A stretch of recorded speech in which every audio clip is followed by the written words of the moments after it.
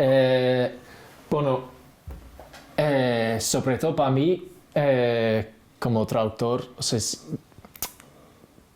muy personalmente y es muy importante porque llevo libros que me presten por la vida en asturiano y quiero compartirlos con los meus collacios, con la mi familia y la gente del mi país.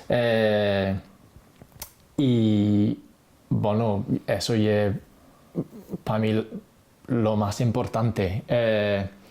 Pero también yo sé que los escritores que escriben en asturiano